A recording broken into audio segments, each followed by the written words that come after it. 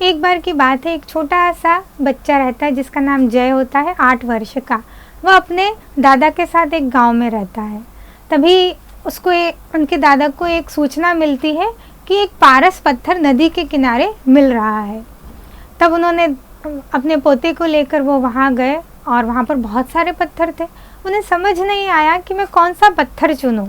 तब उन्होंने एक पत्थर उठाया और उसे लोहे से स्पर्श कराया, तो कुछ भी उसमें परिवर्तन नहीं हुआ, तो उन्होंने पत्थर नदी में फेंक दिया। तो जो छोटा सा बच्चा जय था, उन्होंने कहा, दादा ये पारस पत्थर क्या होता है और आपने इसे नदी में क्यों फेंक दिया?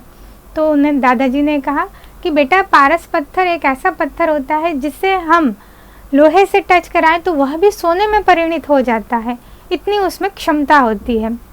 लेकिन ऐसा वो था नहीं, वह एक साधारण पत्थर था, इसलिए उससे मैंने नदी में फेंक दिया।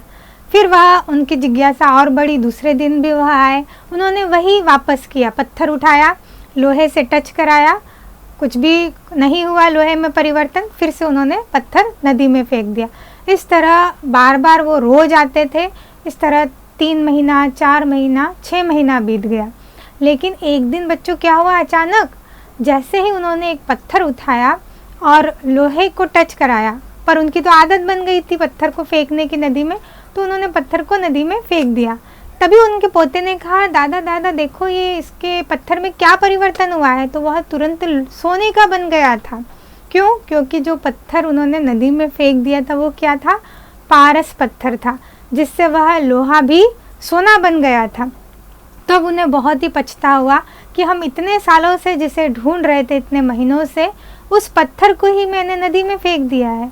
तो बच्चों, कहने का तात्पर्य ये है कि इस कहानी से हमें यह सीख मिलती है कि जो वो पारस पत्थर है वह क्या है, हमारा कीमती समय।